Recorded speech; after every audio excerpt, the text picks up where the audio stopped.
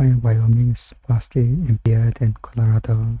Colorado and Wyoming are two extremely similar looking states. They're right next to each other, they pretty much have the exact same generic rectangular shape, and they're pretty similar in size too, with Colorado being only the slightly larger of the two. Both of these states are also mountainous states with the same Rocky Mountain chain running through each of them, so they have very similar geographies. Both of them are totally landlocked deep within the North American interior, and so both states have very similar climates that are generally dry and windy with cold and snowy winters. And both states have pretty similar levels of water resources capable of supporting agriculture and civilization. The Rocky Mountains in general act as sort of the high water tower of North America, as many of the continent's greatest rivers originate from the vast snowmelt taking place high up within them.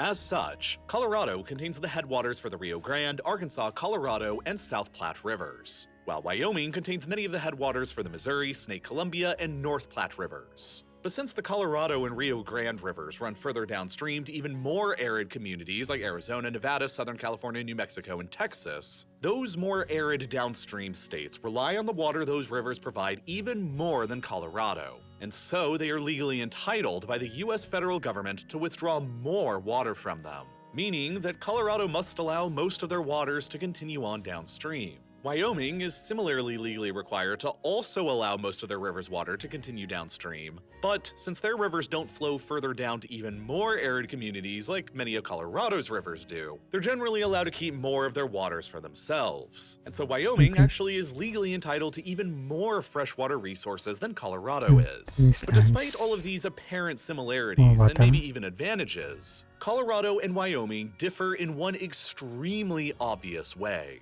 Their populations are wildly different from each other in scale. As of 2023, Wyoming still only has a relatively tiny population of just a hair more than 580,000 people, while Colorado's population is more than 10 times greater than that, at well over 5.8 million people. That means that since Colorado is slightly larger in size, Colorado is on average about 9 times as densely populated as next door Wyoming is. In fact, Wyoming's average population density of just 2.3 people per square kilometer ranks it as one of the most completely empty locations anywhere on the planet. For comparison, Wyoming is, on average, even emptier than Australia or Namibia, two infamously empty countries that are mostly covered in uninhabitable deserts. The only location in Europe that comes anywhere close to matching Wyoming's emptiness are the far northern reaches of the Scandinavian peninsula, in the region of Lapland in Finland, where the population density is around 1.8 people per square kilometer. But that's Lapland within the Arctic Circle, where the winters are brutally harsh and last for 7 months of the year. A low population density there is to be expected, but it's comparable to Wyoming, where the climate is substantially more mild and tolerable.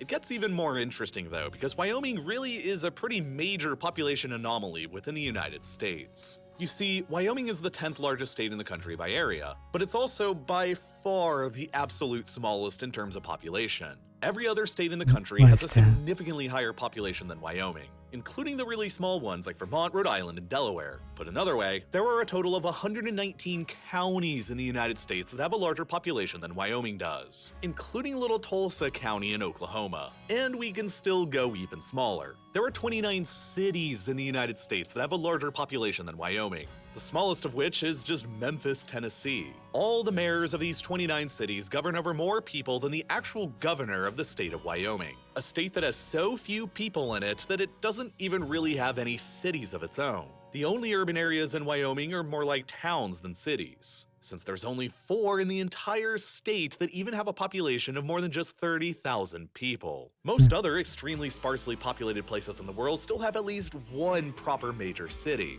Alaska has Anchorage, Namibia has Windhoek, while Mongolia has Ulaanbaatar. But the largest town that Wyoming has to offer up is just Cheyenne, which only has a population of 63,000 people, about the same as the 143rd largest city in California, Santa Cruz. And Cheyenne is barely even in Wyoming either. It's in the far southeastern corner of the state, and it's less than 10 miles away from the border with Colorado. It's only a 50-minute drive away to Fort Collins, which is Colorado's 4th largest city that's 3 times larger than Cheyenne. And it's only a 1 hour and 45-minute drive away to Denver, Colorado's capital and largest city.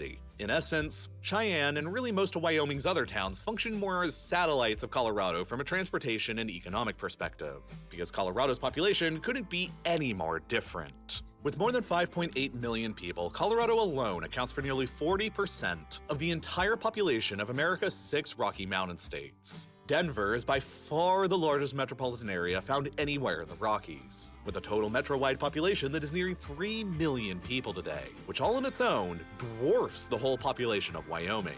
But Denver's massive size is also strangely located, because there's really nothing else like it anywhere near to it. The closest other nearby and comparable population center to Denver is El Paso in Texas, which is about 560 miles away, a similar distance as between London and Milan. With a radius of 560 miles between it and the closest other city of comparable size, Denver is therefore the most isolated of all of America's top 30 largest cities. So, all of this ultimately begs a fundamentally fascinating question. Why did Colorado and Wyoming, despite all of their geographic, geologic, hydrologic, and environmental similarities, each end up with 2 wildly different destinies, with one becoming one of the most empty locations on the planet, and the other becoming basically full of people? It's a very interesting story, and it all begins with each of their histories. You see, part of why Colorado is more heavily populated today is simply because it was the first state of the 2 to actually begin attracting American settlers in the first place. Gold was discovered in the mountains of what would become Colorado back in 1858 along the South Platte River, and that triggered a good old gold rush that brought in a flood of thousands of white settlers storming into the territory pretty much all at once. The mountains up in Wyoming simply never offered up the same quantities of gold and silver that people came rushing into Colorado for, so Wyoming didn't have the same kind of early boost to settlers that Colorado got. Future discoveries of resources like copper, lead, and coal brought in even more miners to Colorado that eventually led it to becoming a state in 1876, a full 14 years before Wyoming would become a state as well in 1890. By the turn of the 20th century in 1900, the mining boom and subsequent agriculture boom had skyrocketed Colorado's population up to 539,000, which is comparable to what Wyoming's population looks like today, more than a century later. But back in 1900, Wyoming's population was only 92,000 people, which was strangely closer to Colorado's population back then than it is today. What ended up happening over the next 120 years to the present is that Colorado's population growth kept outpacing Wyoming's even further, and Wyoming's growth gradually petered out and stagnated. Today, Colorado has more than 10 times the population it had back in 1900, while Wyoming only has a bit more than 6 times its 1900-era population. And there are many reasons for why things ended up turning out this way. For starters, Colorado is just an overall easier place to settle than Wyoming is because they have more flat land to easily settle and develop.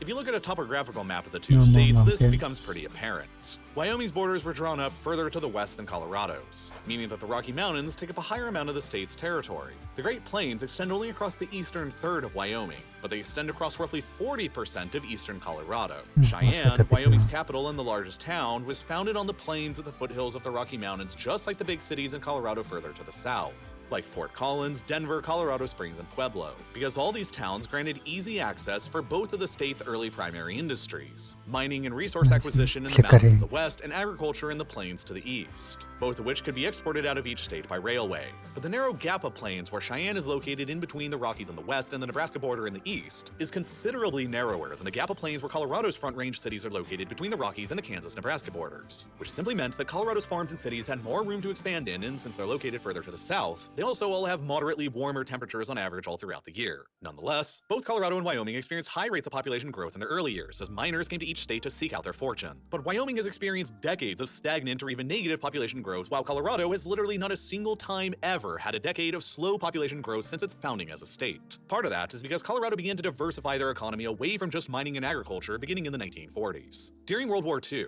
the US federal government began getting increasingly concerned about enemy attacks on the American west and east coast, and so they began relocating federal offices and administrations further into the North American interior so that they could be better defended. Because Colorado was centrally located within North America and was also easy for Americans to access by rail, it became a prime source for these federal relocations, and by the end of the 1940s, Colorado boasted more federal government offices than anywhere else in the country outside of Washington, D.C. Then during the Cold War, Colorado's importance as a a center of the federal government only increased, and several federal entities continue to have their headquarters in the state to this day, like the Air Force Academy in NORAD in Colorado Springs, NOAA and NCAR in Boulder, and the U.S. Geological Survey in Denver. These federal relocations to Denver brought thousands of government employees and their families to the state and served to diversify Colorado's economy away from mining and agriculture, which never happened in Wyoming. And yet, despite more federal employees moving to Colorado, the federal government also owns more of Wyoming than it does Colorado. 48% of Wyoming's total land area is just owned by the federal government outright. And while a lot of that land is dedicated to national and state parks like Yellowstone and Grand Teton, which collectively bring in nearly $1 billion a year in tourism revenue for the state, those revenues don't really generate any growth or industry. And by contrast, only 36% of Colorado's total land area is owned by the federal government, which means that Colorado is much bigger than Wyoming from a settlement and development perspective. It ultimately means that there's only about 51,000 square miles within Wyoming that aren't owned by the federal government and available for private ownership, compared to more than 66,000 square miles within Colorado that are available for private ownership. That's a difference of about 15,000 square miles, which is huge because that's more land than the states of Maryland and Delaware put together. And as more people chose to move to Colorado for the better job opportunities and the outdoor recreation lifestyle, it generated a sort of positive feedback loop, wherein Colorado's economy steadily became more and more diversified than Wyoming's. Colorado's, and especially Denver's strategic location, made it an ideal center for the telecom industry to set up large-scale operations in during the 1990s. Denver's unique location on the 105th meridian west and at an elevation of more than 1 mile above sea level makes it the largest city in America that can offer what's called a one-bounce real-time satellite uplink to all 6 inhabited continents of the Earth during the same business day, while its location in the Mountain Time Zone further enables communication with both U.S. coasts, South America, Europe, and Asia, all within the same business day as well. These facts led to huge telecom companies like Comcast, Dish, and Quest, all establishing large-scale presences and even headquarters around Denver. Today, 10 Fortune 500 companies are headquartered within Colorado, while Wyoming doesn't have any. And then there's also more opportunities for education within Colorado as well. Wyoming only has a single public 4-year university to speak of, and it's located in a small town of just 32,000 people. By contrast, Colorado has 42 public 4-year colleges and universities with more than 23 times as many students currently enrolled in them as in Wyoming. And then, with a strong education base and plentiful federal office headquarters that primarily have to do with aviation and aerospace, Colorado proved to be extremely fertile ground for one of the highest concentrations of private aerospace industries in North America. Many large aerospace companies set up their headquarters in the state like Ball and Maxar, while other aerospace companies like Lockheed Martin, Raytheon, Boeing, L3, and Northrop Grumman all set up major operations in the state that collectively employ more than 240,000 Coloradans today, making Colorado home to the largest private aerospace economy per capita in America. Colorado's booming aerospace economy and strategic location in the center of the United States gave further rise to the establishment of Denver International Airport in 1995, which has since become not only one of the most important airports in the country, but one of the most important airports anywhere in the world. In both 2021 and 2022, Denver International was ranked as the 3rd busiest airport on the planet and the 3rd busiest in the United States by passenger traffic, remaining only behind Atlanta and Dallas-Fort Worth. Part of the reason why is because its central location within North America enables easy flights, connections, or transfers to pretty much anywhere on the continent. The airport serves more than 215 different non-stop global destinations across both of the Americas, Europe, and Asia, and is a major hub for United, Southwest, and Frontier Airlines. As the years progressed further in Colorado's favor, it became increasingly impossible for Wyoming to ever hope to compete. The biggest airport in Wyoming has but 2 scheduled passenger routes, to Salt Lake City and to Denver, while the regional airport in Wyoming's largest town and capital literally only has scheduled flights to Denver. From a transportation perspective, Wyoming's towns effectively function as satellites of Colorado, because getting out of them by plane most often requires flights into Denver first, and there's rarely any alternative. So Colorado's well-diversified economy in the 21st century contrasts sharply with Wyoming's, which has effectively remained more or less the same for over a century now. Wyoming's economy is still dominated by the mining and ranching industries, and similarly to Colorado, has also enjoyed a growth in tourism for the spectacular scenery and outdoor recreation.